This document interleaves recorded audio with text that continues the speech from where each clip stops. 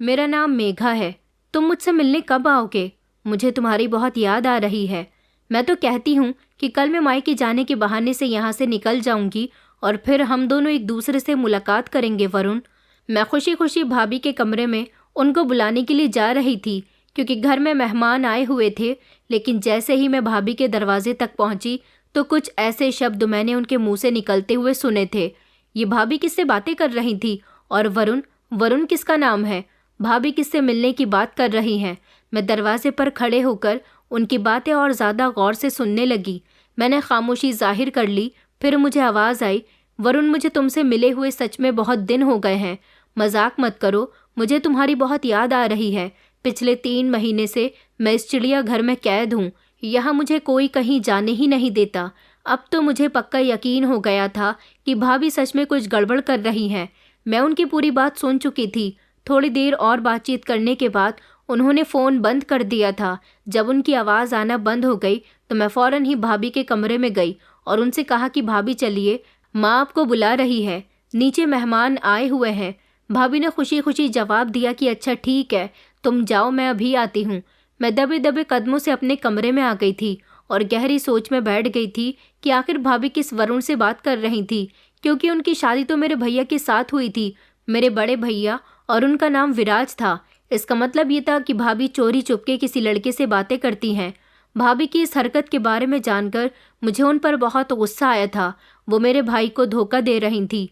वो ऐसा कैसे कर सकती हैं? ज़रूर मेरे भैया उनकी इस हरकत से अनजान होंगे, वरना तो उन दोनों पति पत्नी के बीच झगड़ा हो जाता और भैया उनको अपनी ज़िंदगी से निकाल देते। मुझे कुछ भी करके भाभी को समझाना था। मुझे अब अपनी आंखें और कान खुले रखने थे, क्योंकि भाभी की हरकतें इन दिनों मुझे बिल्कुल भी ठीक नहीं लग रही थी। ये तो अच्छा हुआ कि मैंने भाभी को फ़ोन पर बातें करते हुए सुन लिया, वरना मैं कभी उनकी हकीकत नहीं जान पाती। अब मैंने अक्सर देखा था कि भाभी वरुण नाम के लड़के से ठीक उसी समय बात किया करती थी जब भैया घर में नहीं होते थे और माँ और मैं किसी न किसी काम में बिजी होते थे, जिसकी वजह से हमारा ध्यान भाभी पर नहीं जाता था। भाभी अपने कमरे में बैठकर आराम से अपने बॉयफ्रेंड से बातें किया करती थी और हर बार वो उस वरुण नाम के लड़के से मोहब्बत भरी बातें किया करती थी। अब तो हद हो चुकी थी। भाभी उससे मिलने जाना चाहती थी और उन्होंने माँ से इजाज़त ली कि वो अपने मायके जा रही हैं। मैं समझ गई थी कि भाभी अपने मायके नहीं जा रही, बल्कि वरुण से मिलने के लिए जा रही हैं। माँ ने उन्हें उनके मायके जाने की परमिशन दे दी थी, जबकि वो सुबह के समय जब भैया को ऑफिस भेज रही थी तो उनसे भी अपने मायके जाने की परमिशन ले चुकी थी। भाभी हम सबकी नज़रों में बहुत अच्छा बनने की कोशिश करती थी, लेकिन उनकी हकीकत क्या थी वो तो सिर्फ मुझे ही पता थी। मैंने फ़ौरन ही भाभी का पीछा किया ताकि देख सकूं कि आखिर ये वरुण कौन है। मेरी उम्मीद के मुताबिक भाभी अपने मायके नहीं गई थी और एक कैफ़े में आकर बैठ गई थी। मैं अपना मुंह छुपाकर भाभी के पीछे ही बैठी हुई थी। उनको ज़रा भी शक नहीं हुआ कि मैं उनका पीछा करते करते यहाँ तक पहुँच गई हूँ। वो लड़का उनसे मिलने के लिए आया, काफ़ी देर तक उनके साथ बातचीत करता रहा और फिर उसके बाद वो वहाँ से चला गया। भाभी घर आने के लिए रवाना हुई तो उनसे पहले मैं घर पहुँच गई थी, लेकिन जैसे ही भाभी घर के अंदर दाखिल होने लगी तो मैंने उन्हें दरवाजे पर ही रोक लिया और कहा कि भाभी आ गई आप अपने मायके से? उन्होंने मुस्कुराकर जवाब दिया कि हाँ आ गई हूँ। उन्हें नहीं पता था कि मैं सब कुछ अपनी आंखों से देख चुकी हूँ। मैंने उन्हें रोक लिया और कहा, आखिर आप ये सब कुछ क्यों कर रही हो? क्या आपको मेरे भैया खुश नहीं रखते?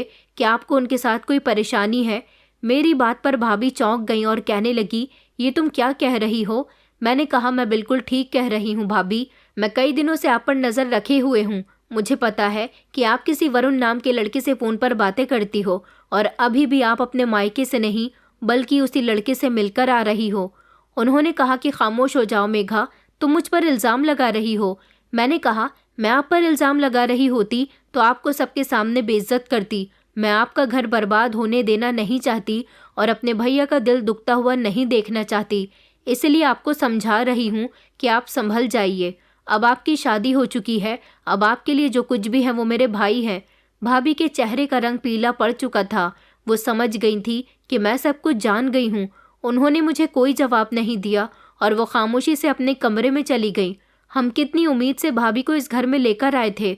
मेरे भैया जो बहुत सीधे साधे थे और अपना घर चलाने के लिए बड़ी मेहनत के साथ नौकरी किया करते थे, हमने उनके लिए भाभी को चुना था और खूब धूमधाम से भैया की शादी की थी।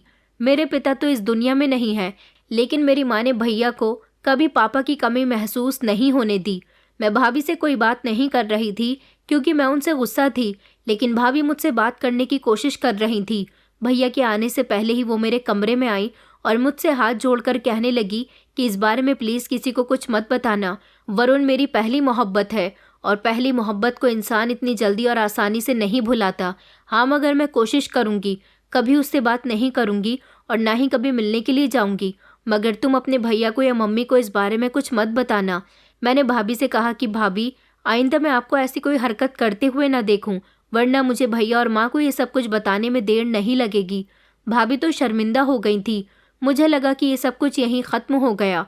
भाभी शांत हो गई हैं, लेकिन मुझे नहीं पता था कि असल तूफ़ान तो अब आने वाला था। 2 दिन गुजर गए थे जब मैं अपने कमरे में बैठी हुई थी और भाभी चलते हुए मेरे कमरे में आई। साथ ही उनके साथ भैया भी आए थे। मैं उस समय पढ़ाई कर रही थी। भैया और भाभी की आंखें लाल हो रही थी। भैया मेरे सामने चलते हुए आए। उन्होंने एक मोबाइल आगे किया और कहने लगे कि ये लड़का कौन है। मैंने ध्यान से देखा तो ये मेरा मोबाइल था। उसमें किसी लड़के का फ़ोटो था और कुछ अजीब अजीब तरह के मैसेजेस भी थे, जिसमें मेरी तरफ से भी चैटिंग हुई थी और लड़की का फ़ोटो भी मेरे साथ था। ये सब कुछ क्या था? भैया ने कहा कि तुम किसी से बातें कर रही हो, बताओ तुम्हारा चक्कर किसके साथ चल रहा है। ये तो अच्छा हुआ कि कल अमीशा ने तुम्हें इस लड़के के साथ फ़ोन पर बातें करते हुए देख लिया, तभी से उसे तुम पर शक हुआ, क्योंकि उसने आज दोपहर तुम्हारा मोबाइल तुम्हारे कमरे से गायब करके मुझे दिखाया था कि वो तुम्हारी सच्चाई मेरे सामने ला सके। मुझे नहीं पता था कि तुम इतनी बिगड़ जाओगी। भैया की बातें सुनकर तो मेरी आवाज़ कांप उठी। भैया, ये सब आप क्या कह रहे हो? ऐसा कुछ भी नहीं है। इतने में ही भाभी बोल पड़ी और कहने लगी कि ऐसा ही है विराज, आपको अपनी बहन बहुत सीधी लगती है ना। देखिए इस लड़के के साथ कैसे बराबर में खड़े होकर इसने अपनी तस्वीर ली है। मैंने उस तस्वीर को गौर से देखा। मैं तो इस लड़की को जानती भी नहीं थी। पता नहीं ये लड़का कौन था। अभी इस बात का शोर मच ही रहा था कि माँ भी वहाँ पर आ गई और उन्होंने कहा कि क्या हुआ, यहाँ किस बात का शोर मच रहा है।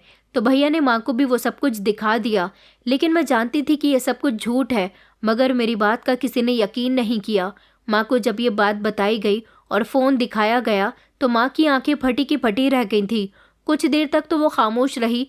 मैं माँ को इशारा करके कह रही थी कि माँ, मैंने ऐसा नहीं किया, ये सब कुछ झूठ है। मुझे लगा माँ मेरी बात को समझ रही है। माँ धीरे धीरे चलते हुए मेरे करीब आने लगी। मैंने माँ से कुछ कहना चाहा तो एकदम उन्होंने मेरे मुंह पर थप्पड़ मार दिया और कहने लगी, क्या यही दिन देखने के लिए हमने तुम्हारी परवरिश की थी? तुमने हमारा भरोसा तोड़ दिया, तुम ऐसी निकलोगी मुझे बिल्कुल भी उम्मीद नहीं थी। माँ का ज़ोरदार थप्पड़ लगने से मैं अंदर तक टूट कर रह गई थी। मुझे अपनी माँ से ऐसा भरोसा नहीं था। भाभी के पास सबूत था, लेकिन ये सबूत फर्जी था। मगर ये बात मैं कैसे साबित करूं? मैंने उन लोगों से कहा भी कि ज़रूर इस फ़ोटो को एडिट किया गया है और ये चैटिंग मैंने नहीं की। यहाँ तक कि मैं इस लड़के को भी नहीं जानती। जिस पर भैया ने कहा, तो फिर ये सब कुछ तुम्हारे फ़ोन में कैसे आया? और तुम्हारी भाभी कह रही हैं कि वो पिछले कई दिनों से तुम पर नज़र रखे हुए हैं। मैंने हिम्मत करके कह ही दिया कि भैया, भाभी मुझसे बदला ले रही है, क्योंकि कल मैंने खुद भाभी का घर से निकलकर पीछा किया था। वो किसी लड़के से मिलने के लिए गई थी और उनका उस लड़के के साथ अफेयर चल रहा है। मेरी बात पर दूसरे गाल पर भैया ने ज़ोरदार थप्पड़ जड़ दिया और कहने लगे कि अब तुम मेरी पत्नी पर इल्ज़ाम लगा रही हो, तुम्हें शर्म नहीं आती? अपनी भाभी पर इल्ज़ाम लगाते हुए अपने आप को बचाने के लिए बहुत अच्छा तरीका अपनाया है तुमने। मैंने कहा, भैया आप गलत समझ रहे हो, ऐसा कुछ भी नहीं है। भाभी मुझे सिर्फ फंसा रही है, प्लीज़ भैया। मैं बार बार भैया के सामने भाभी की हकीकत लाने की कोशिश कर रही थी, जिस पर भैया और माँ भड़क उठे थे।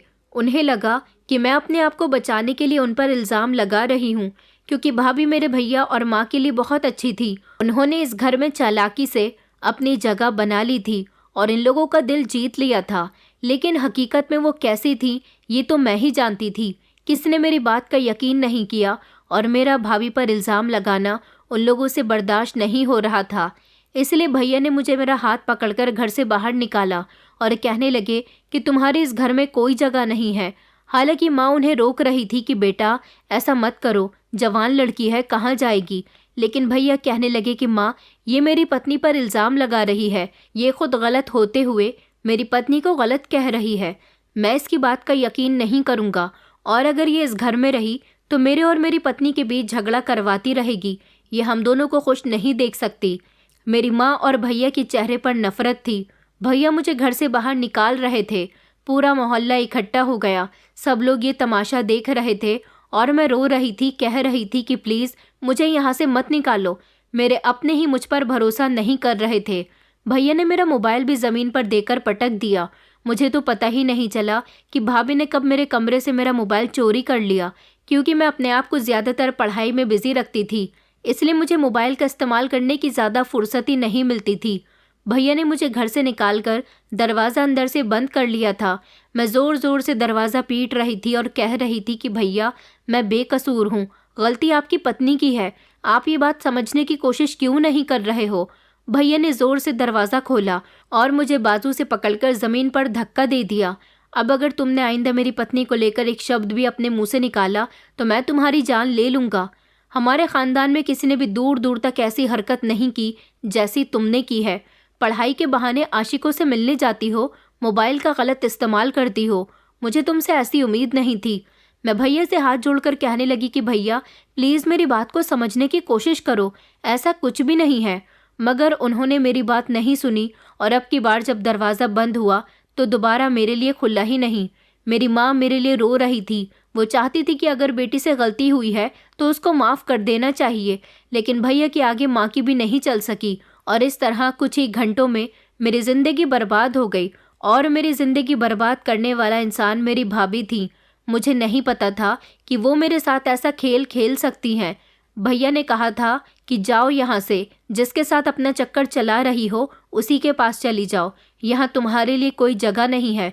लेकिन मेरा चक्कर किसी से चल ही नहीं रहा था।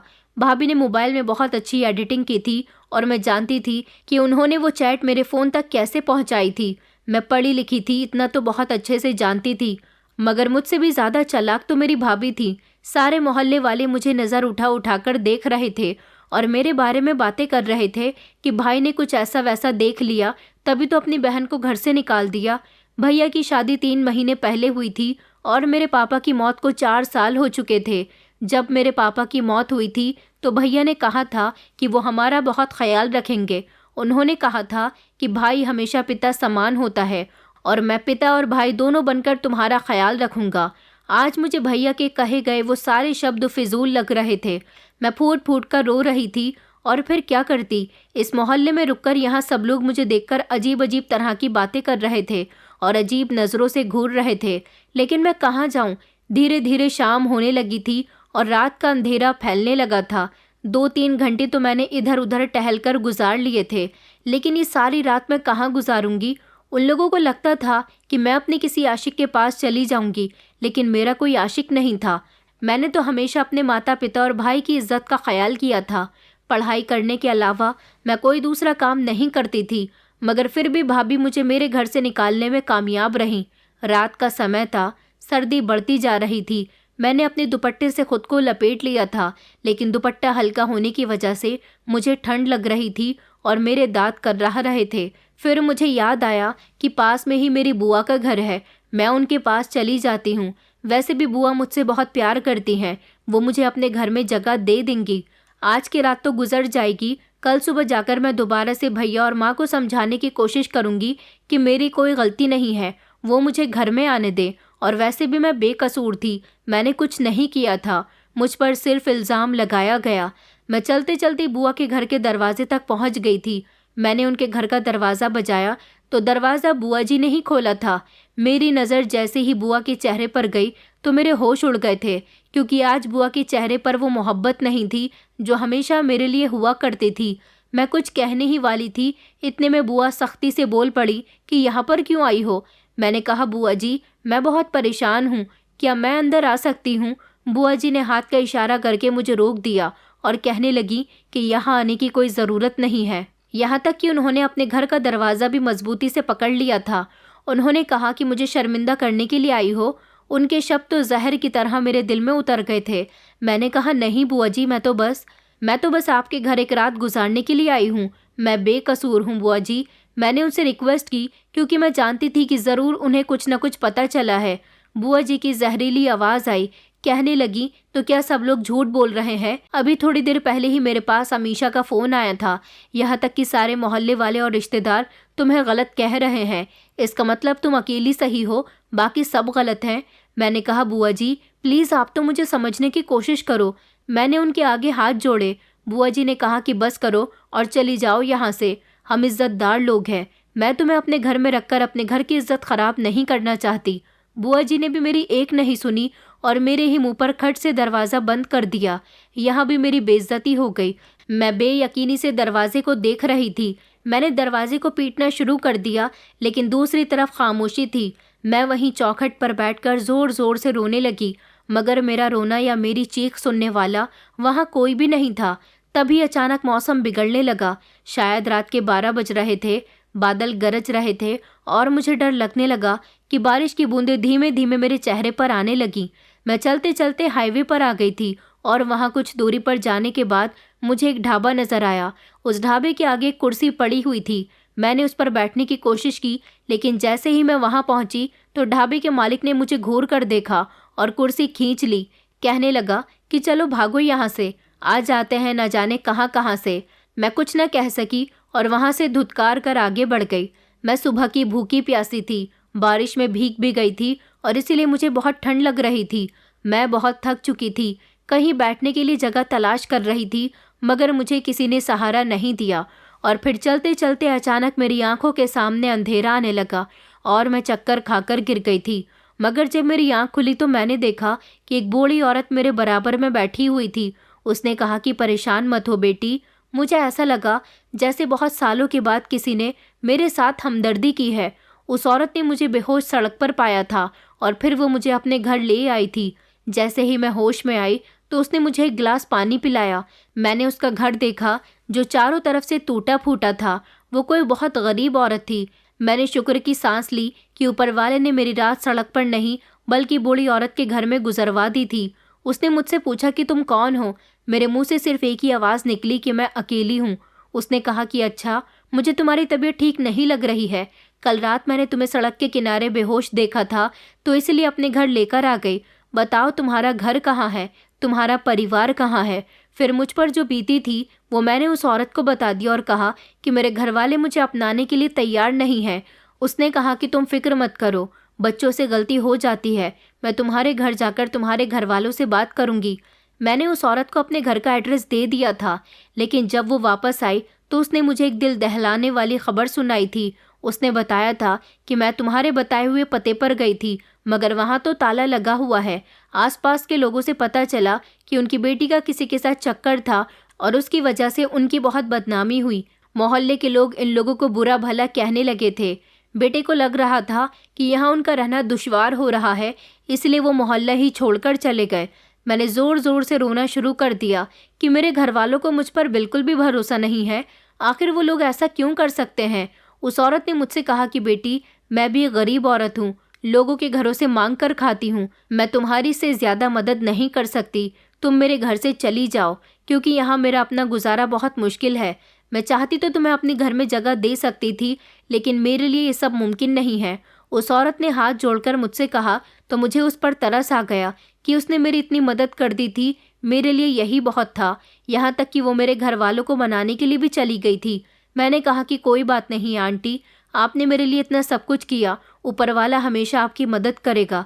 ये कहकर मैं उनके घर से निकल गई थी और अब मुझे नहीं पता था कि मुझे कहाँ जाना है। मेरी आंखों से लगातार आंसू बह रहे थे। कोई नहीं था जो मेरे दुख में शामिल होता, कोई नहीं था मेरा आंसू पोंछने वाला। लेकिन मेरे दिल में अभी भी एक उम्मीद बाकी थी। मैं दोबारा से अपने मोहल्ले चली गई। मुझे लगता था कि वहाँ किसी को तो पता होगा कि मेरे घर वाले कहाँ गए हैं। मैं जब वापस अपने मोहल्ले गई तो वहाँ के लोगों ने मुझे देखकर भीड़ इकट्ठी करनी शुरू कर दी। मैंने उनसे पूछा कि मेरे घर वाले कहाँ गए, तो उन्होंने कहा कि अरे मनहूस, तू फिर से आ गई। तेरी बदनामी के डर से तो तेरा भाई, तेरी माँ और उसकी पत्नी को वो यहाँ से लेकर चला गया। मैंने कहा कि ऐसा मत कहिए, मैंने कुछ गलत नहीं किया था। मेरी भाभी ने मुझ पर इल्ज़ाम लगाया था। वो लोग अगर जहाँ कहीं भी गए हैं, आपको उनके बारे में कुछ पता है तो प्लीज़ मुझे ज़रूर बताइए। उन्होंने कहा कि हमें नहीं पता तुम्हारे घर वाले कहाँ गए, हाँ, मगर उन्होंने जाते समय इतना ज़रूर कहा था कि हम किसी मेघा को नहीं जानते। मेघा हमारे लिए मर गई है। ये बात सुनकर मेरा दिल टूट गया था और मैं बुरी तरह से रोने लगी थी। लोग मुझे बुरा भला कह रहे थे कि अब पता नहीं यहाँ क्या लेने के लिए आई है। इसने कुछ तो गलत किया ही होगा, तभी तो इसके घर वालों ने इसे घर से निकाल दिया था। ऐसी बेटियां भी ऊपर वाला किसी को न दे। इन सारी बातों का मुझ पर बहुत बुरा असर हो रहा था। रोने के अलावा कुछ नहीं कर सकती थी। मैं आसमान की तरफ देखकर ऊपर वाले से प्रार्थना कर रही थी कि मेरी आजमाइश कब खत्म होगी, और मैं रोते रोते वहीं ज़मीन पर बैठ गई तो मोहल्ले की ही एक औरत ने कहा, अरे लड़की, अब यहीं बैठे रहने का इरादा है क्या? चल यहाँ से जा। तुझ जैसी बदनामी को तेरे घर वालों ने एक्सेप्ट नहीं किया तो हम क्या तुझे अपने मोहल्ले में कबूल करेंगे? चल भाग यहाँ से। तुझ जैसी बिगड़ी हुई लड़की के लिए यहाँ कोई जगह नहीं है। ये सब सुनते ही मेरा दिल बिखरकर चूरा चूरा हो गया था। बिगड़ी हुई लड़की, ऐसे शब्द तो मैं अपने लिए पहली बार सुन रही थी। ये वही मोहल्ला था और वही लोग थे जो मुझे हमेशा अच्छा समझा करते थे, लेकिन आज वो मुझे कसूरवार समझ रहे थे। और फिर इसी तरह दिन से रात हो गई। मैं अकेली इधर से उधर भटक रही थी। मैं बेसहारा बेघर हो चुकी थी। मुझे समझ नहीं आ रहा था कि मैं कहाँ जाऊँ, कौन मेरा होगा। मैंने अपनी आंखें बंद कर ली थी और आसमान की तरफ मुंह कर लिया और रोने लगी। रात गहरी होने लगी थी और मैं फिर से इधर से उधर भटक रही थी। मैं सड़क पर थी। सड़क पर गाड़ियां गुजर रही थी और दूर कहीं से कुत्तों के भौंकने की आवाज़ आ रही थी। मैं भूखी थी और बहुत थकी हुई थी। जैसे जैसे रात बढ़ती जा रही थी वैसे वैसे ही ठंड भी बढ़ती जा रही थी। ठंड की वजह से मेरे दांत बजने लगे। चलते चलते एक सुनसान सड़क आ गई थी। मैं चलते चलते बहुत थक गई थी, इसीलिए सड़क के किनारे बैठ गई। थोड़ी देर के बाद मेरे सामने एक बाइक सवार आकर रुका। उसने मुझे आवाज़ लगाई और कहने लगा, सुनो लड़की, यहाँ क्यों बैठी हो? मैंने गर्दन उठाकर उसकी तरफ देखा। वो बाइक सवार मर्द मुझे अजीब नज़रों से घूर रहा था। कहने लगा कि कहाँ जाना है, आओ मैं तुम्हें अपने साथ लेकर चलता हूँ। उसकी बात सुनकर तो मेरे शरीर में डर की लहर दौड़ गई थी। मैंने कहा, मैं कहीं नहीं जाना चाहती। वो कहने लगा, तो फिर यहाँ बैठकर क्या कर रही हो? वो अपनी गाड़ी से उतरकर मेरे पास आ गया था। मैं घबरा गई और फौरन खड़ी हो गई थी। मेरा दिल ज़ोर ज़ोर से धड़कने लगा। वो कहने लगा कि चलो ना, मैं तुम्हें अपने साथ लेकर चलता हूँ किसी अच्छी जगह पर। उसने मेरा बाजू पकड़ लिया। मैंने चीख कर उससे पीछे हटने की कोशिश की, लेकिन उसने मेरे बाजू को मजबूती से पकड़ा हुआ था, इसलिए मैं उससे अलग न हो सकी। उसने कहा कि ज़्यादा नखरे दिखाने की ज़रूरत नहीं है, चलो मेरे साथ गाड़ी पर बैठो। मैंने कहा, प्लीज़ प्लीज़ मुझे छोड़ दो। मैं उससे रिक्वेस्ट करने लगी। वो कहने लगा कि जिस तरह से तुम यहाँ पर बैठी हुई हो उस तरह से तो तुम्हें कोई भी यहाँ से उठाकर बड़ी आसानी से ले जाएगा, तो फिर मैं क्यों नहीं? वो आदमी उम्र में मुझसे बहुत बड़ा था। मुझे उससे डर लग रहा था। मैंने उसे धक्का देने की कोशिश की और कहा, जाओ यहाँ से, छोड़ दो मुझे। मगर वो मेरे साथ ज़बरदस्ती करने की कोशिश करने लगा और मुझे ज़बरदस्ती अपनी बाइक पर बैठने के लिए कहने लगा। तभी अचानक वहाँ से एक बड़ी सी कार गुजरी और थोड़ी दूरी पर जाकर रुक गई। उसमें से एक औरत निकली और उसने चिल्लाकर कहा, अभी रुक, मैं अभी तुझे बताती हूँ। लड़की के साथ ज़बरदस्ती करता है। वो औरत दहाड़ कर बोली थी। उसकी बात सुनकर वो आदमी घबरा गया और जल्दी से अपनी बाइक पर बैठ गया। वो औरत उसकी शर्ट पकड़ने ही वाली थी, मगर वो अपनी बाइक तेज़ स्पीड से वहाँ से भगा ले गया। इसी तरह मेरी जान में जान आई थी। वो औरत गुस्से में उस आदमी को बड़बड़ाने लगी और फिर चलते हुए मेरे करीब आई। कहने लगी कि तुम ठीक तो हो ना? उसने मुझे सर से लेकर पैर तक देखा और कहने लगी, कौन हो तुम और इस समय यहाँ पर क्या कर रही हो? मैंने कांपते हुए अपने आंसू साफ किए और कहा कि मेरे पास कहीं और जाने की जगह नहीं थी। उस औरत ने गहरी सांस ली और कहने लगी, चलो मेरे साथ आओ, मेरी गाड़ी में बैठो। मैंने हैरानी से उसे देखा और कहा कि क्या यहाँ कोई अनाथ आश्रम है? उसने कहा कि हाँ, मेरे साथ मेरी गाड़ी में बैठो। फिर वो गाड़ी में बैठाकर गाड़ी ड्राइव करने लगी और उसने मुझे अपने बराबर में बैठने के लिए कहा। गाड़ी चलाते चलाते वो मुझसे बात करने लगी और कहने लगी कि अब बताओ मुझे कि तुम्हें क्या परेशानी है, क्या बात है? मैंने उसे अपनी पूरी कहानी बता दी, जिसे सुनकर उसे बहुत अफसोस हुआ था। मैं रो रही थी और अपनी कहानी उसे सुना रही थी। उसने कहा कि रो नहीं, रोने से किसी की भी परेशानी का हल नहीं निकलता। मैंने कहा कि आपका बहुत बहुत शुक्रिया। अगर आप यहाँ वक्त पर नहीं पहुँचती तो वो आदमी पता नहीं मेरे साथ क्या कर देता। वो कहने लगी, हाँ ये तो तुम ठीक कह रही हो। अकेली लड़की को सड़क पर फिरने वाले कुत्ते नोच डालते हैं। वो मुझे अपने साथ अपनी गाड़ी में बिठाकर अपने घर ले आई थी। वो एक अमीर औरत थी और एक बड़े से बंगले में रहती थी। वो जैसे ही मुझे लेकर अपने घर के अंदर दाखिल हुई तो घर में एक जवान लड़का मौजूद था। उसने कहा कि मम्मा, आप कहाँ रह गई थी? मैं कब से आपका खाने के लिए वेट कर रहा हूँ। उस औरत ने उस लड़के को गले लगाया और कहा कि बेटा, इतने तुम खाना खा लेते ना। वो लड़का कहने लगा कि मैं आपके बिना खाना कैसे खा सकता हूँ। फिर तभी उसने मेरी तरफ देखा और कहने लगा कि ये कौन है। उस औरत ने मेरी तरफ देखा और कहने लगी, बेटा तुम्हारा नाम क्या है, ताकि मैं अपने बेटे को तुम्हारा इंट्रोडक्शन दे सकूं। मैंने उनको बताया कि मेरा नाम मेघा है। वो लड़का मुझे सर से लेकर पैर तक देख रहा था क्योंकि मेरा हुलिया बहुत ख़राब था। उसकी माँ ने उसको मेरे बारे में सब कुछ बता दिया था। उसने मुझसे कहा कि मेरा नाम डॉक्टर रोहन है। आप चलिए, मैं आपको आपका कमरा दिखा देता हूँ। आप वहाँ जाकर कपड़े चेंज कर लीजिए और फिर हम सब लोग मिलकर खाना खाते हैं। मुझे अच्छा लगा था कि वो दोनों माँ बेटे मेरे साथ बहुत अच्छे से पेश आ रहे थे, लेकिन ना जाने क्यों अब मुझे किसी पर भी विश्वास नहीं रहा था। फिलहाल रोहन ने मुझे कमरा दिखा दिया था। नौकरानी मुझे कपड़े दे गई थी और मैंने फ्रेश होकर कपड़े चेंज कर लिए। फिर हम सब ने एक साथ बैठकर डाइनिंग टेबल पर खाना खाया। मैं तो ऊपर वाले का बहुत शुक्रिया अदा कर रही थी कि मैं एक सही जगह पर पहुंच गई थी और मुझे यहाँ पेट भरकर खाना भी मिल गया था। रोहन को उसकी माँ ने मेरी पूरी कहानी बताई तो उसे मेरी कहानी सुनकर बहुत अफसोस हुआ था। उसने कहा, ये तो आपके घर वालों ने आपके साथ बहुत ही बुरा किया। उनको अपनी बेटी पर भरोसा करना चाहिए था। वो दोनों माँ बेटे मेरे साथ हमदर्दी कर रहे थे। खाना खाने के बाद मैंने रोहन की मम्मी से कहा कि आंटी, आपका बहुत बहुत शुक्रिया, आपने मेरी मदद की। आप मुझे अपने घर लेकर आईं और आपने मुझे पेट भर के खाना खिलाया। मैं आपके घर में ज़्यादा दिन नहीं रुकूंगी, सुबह तक यहाँ से चली जाऊंगी। रोहन ने कहा, अरे आपको यहाँ से जाने की इतनी भी जल्दी क्या हो रही है? जब आपके पास कोई सहारा नहीं है तो आप कहाँ जाओगी? मैंने कहा, कहीं भी चली जाऊंगी, लेकिन मैं आप लोगों पर बोझ नहीं बनना चाहती। आंटी ने कहा कि अच्छा बेटा, ठीक है, इस बारे में कल बात करते हैं। अभी तुम जाकर आराम करो, बहुत थकी हुई लग रही हो। मैं सच में बहुत थक गई थी। और फिर मुझे नौकरानी उसी कमरे में लेकर चली गई जहां मैंने कपड़े चेंज किए थे। मैं बिस्तर पर सुकून से लेट गई थी। 2 रातों की बहुत थकी हुई थी, इसलिए मुझे गहरी नींद आ गई थी। लेकिन जब सुबह मेरी आँख खुली तो मैंने अपने आप से सवाल किया कि मुझे यहाँ से चले जाना चाहिए, लेकिन कहाँ। अभी मैं जागी ही थी कि आंटी नौकरानी के साथ नाश्ता लेकर मेरे कमरे में दाखिल हुई। फिर मेरे करीब बैठकर कहने लगी कि बेटा, ये तुम्हारे लिए नाश्ता रहा, तुम आराम से फ्रेश होकर नाश्ता कर लो। मैंने आंटी के हाथ पर अपना हाथ रखा और कहा कि मैं आपका यह एहसान कैसे चुकाऊंगी। उन्होंने कहा कि बेटा देखो, मैं एक अस्पताल की डायरेक्टर होने के साथ साथ एक सोशल वर्कर भी हूँ। गरीब बेसहारा लोगों की मदद करती हूँ। तुम मुझे बहुत मासूम लगी हो, तुम्हारी आंखों में मुझे सच्चाई नजर आती है। मुझे डर है कि अगर तुम कहीं और चली गई तो फिर से तुम्हारे साथ वही सब कुछ न हो जो कल रात हो सकता था। मैंने कहा, आंटी तो क्या आप मेरी एक और मदद कर सकती हैं? उन्होंने कहा कि हाँ बेटा, बताओ मैं किस तरह तुम्हारी मदद कर सकती हूँ। मैंने कहा कि आप मुझे कहीं नौकरी दिलवा दीजिए। मैं पढ़ी लिखी हूँ, मैं डॉक्टर बनना चाहती थी और अभी पढ़ रही हूँ, लेकिन मेरे साथ ये सब कुछ हो गया। मुझे लगता है कि मेरा डॉक्टर बनने का सपना अधूरा रह गया और आप मेरे लिए किसी हॉस्टल का बंदोबस्त भी कर दीजिए जहाँ पर मैं रह सकूँ। मैं नौकरी कर लूँगी और नौकरी करने के बाद जो मेरे पास पैसे आएंगे उनसे मैं हॉस्टल का रेंट भी दे दिया करूँगी। उन्होंने कहा कि अच्छा बेटा, तो फिर मैं तुमसे ये कहना चाहूँगी कि तुम डॉक्टर बनो, अपना डॉक्टर बनने का सपना पूरा करो, और अगर तुम्हें नौकरी करनी है तो तुम मेरे ही अस्पताल में नर्स की नौकरी करो। वहाँ तुम्हें ट्रेनिंग भी मिलती रहेगी और मैं तुम्हें सैलरी भी दे दिया करूँगी।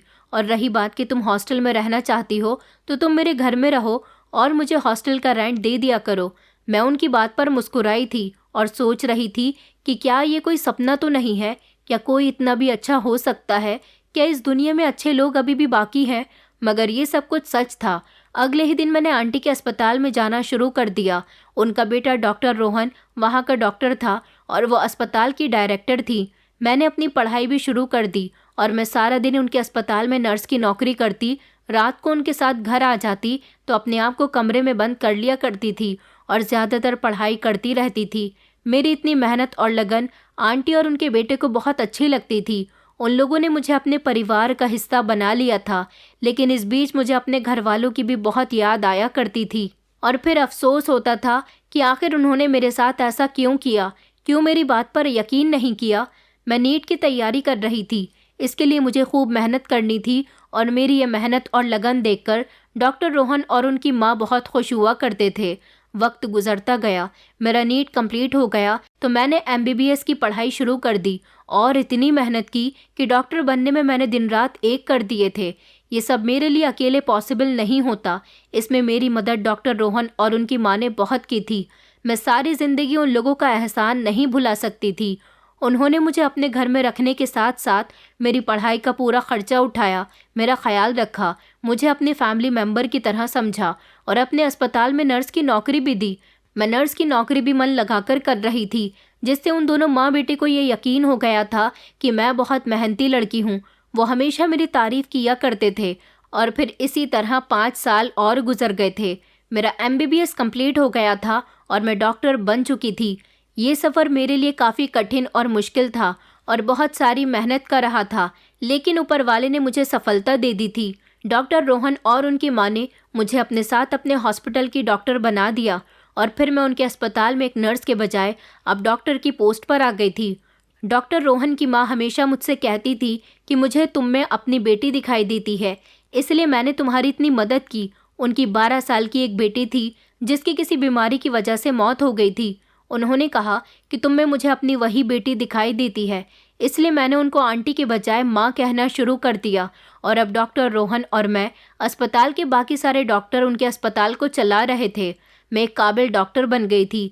इतने साल गुजरने के बाद धीरे धीरे मेरे दिल से मेरे घर वालों का ख्याल भी ख़त्म हो गया, क्योंकि अब मुझे नया परिवार जो मिल गया था। इन लोगों ने मुझे इतना प्यार दिया था कि मुझे कभी अपनी माँ और भैया की याद ही नहीं आई थी, और कभी अगर मुझे उनकी याद आ भी जाती थी तो मैं अपने दिल से उनका ख्याल निकाल दिया करती थी और सोचती थी कि इतने सालों तक उन्होंने कभी मुझे पलटकर नहीं देखा, कभी अपनी बेटी के बारे में नहीं सोचा कि अगर हमने उसे घर से निकाल दिया है तो वो कहाँ जाएगी, कहाँ रहेगी।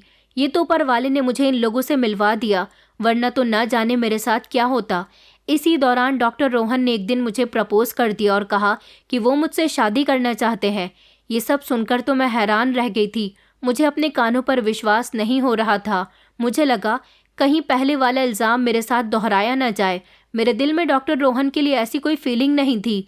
ऐसा ना हो कि उनकी माँ को ये बात बुरी लगे, उनको लगे कि मैंने उनके बेटे पर कोई जादू कर दिया, उनके घर में रहकर उनके बेटे को अपने प्यार के जाल में फंसा लिया, क्योंकि ये सब कुछ मैंने बड़ी मुश्किल से हासिल किया था। एक वक्त था जब मैंने अपने ऊपर बहुत सारे इल्ज़ाम बर्दाश्त किए थे, लेकिन अब मेरे अंदर कोई भी इल्ज़ाम बर्दाश्त करने की हिम्मत नहीं थी। जो कुछ भी मेरा दिल और दिमाग में चल रहा था, मैंने वो सब कुछ डॉक्टर रोहन को बता दिया। मेरी पूरी बात सुनने के बाद उन्होंने अपनी पसंद के बारे में अपनी माँ को बताया। जैसा कि मुझे लगता था कि उनकी माँ को ये बात बुरी भी लग सकती है कि उनका बेटा मुझे पसंद करने लगा है, लेकिन ऐसा कुछ भी नहीं था। वो तो इस बात से बहुत खुश हुई थी और उन्होंने मुझसे इस बारे में बात की और कहा कि बेटा, कैसा रहेगा कि मेरी बेटी हमेशा के लिए इस घर में रहे। मुझे अपने बेटे की पसंद पर गर्व है, मैं उसकी पसंद को इज्जत देती हूँ और मैं खुद तुम्हारी शादी अपने बेटे के साथ खुशी खुशी करवाऊंगी। और इस तरह मेरी और डॉक्टर रोहन की शादी हो गई।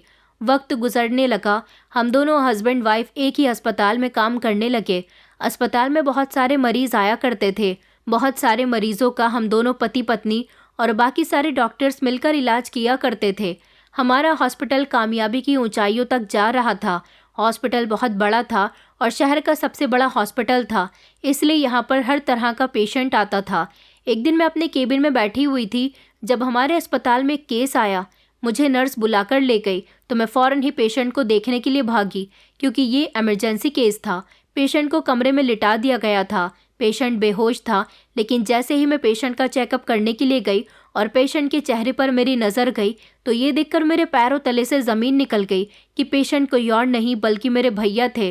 वो बेहोश थे और उनको एनीमिया जैसी बीमारी हो गई थी। उनका शरीर बेहद कमज़ोर था। मेरे भैया तो पूरी तरह से बदल चुके थे। नर्स ने मुझे बताया कि बाहर इनकी बूढ़ी माँ बैठी हुई है, उन्होंने सारी फॉर्मेलिटी पूरी कर दी है। मेरे साथ की टीम भी उनका चेकअप कर रही थी, लेकिन सारी रिपोर्ट्स और चेकअप के बाद पता चला कि उनके शरीर में खून की बहुत ज़्यादा कमी हो गई है और उनका खून काफ़ी रेयर है। उनको खून चढ़ाया जाएगा। मैंने नर्स को बता दिया था कि वो पेशेंट के रिश्तेदार से कहें कि वो खून का बंदोबस्त करे।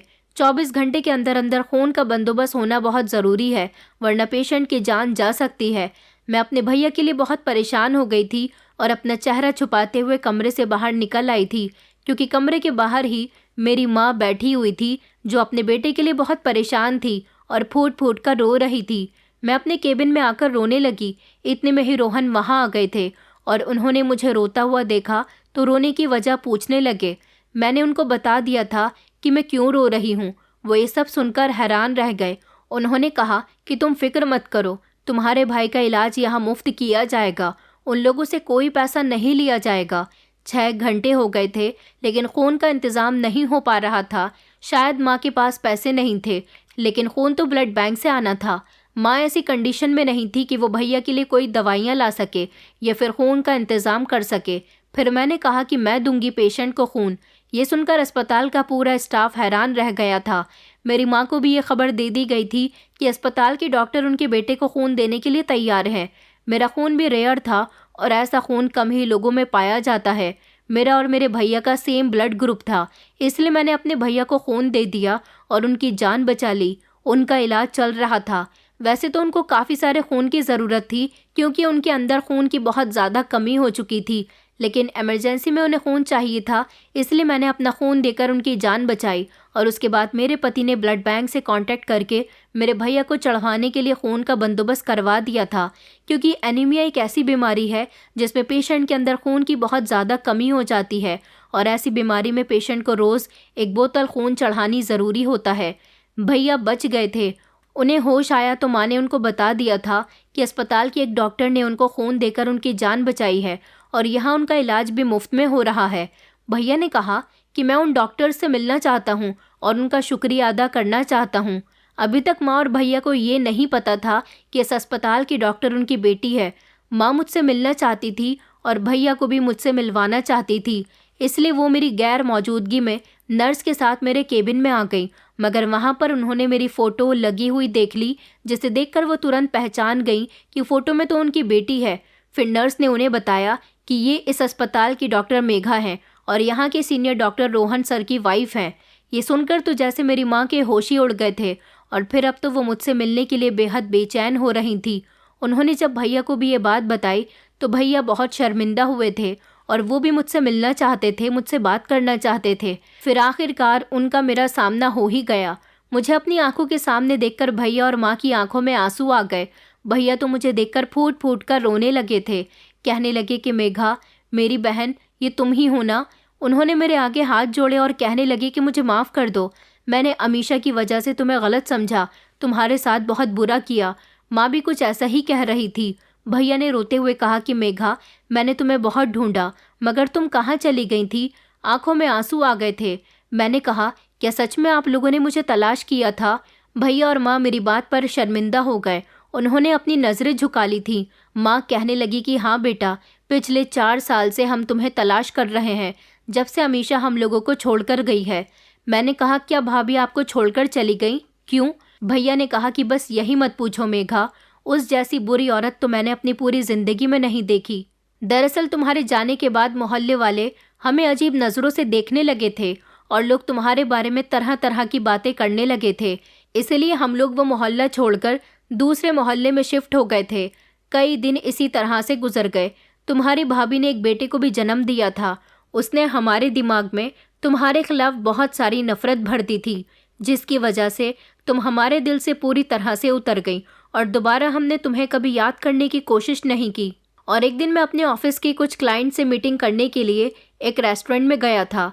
मैंने देखा कि अमीशा वहाँ पर एक लड़के के साथ मौजूद थी और उसके साथ बहुत हंस हंस कर बातें कर रही थी। मुझे लगा कि शायद ये मेरी कोई गलतफहमी है, ये इंसान उसका कोई दोस्त या फिर कोई कज़िन भी तो हो सकता है। उसके बाद से ही मैंने हमेशा उस पर नज़र रखनी शुरू कर दी।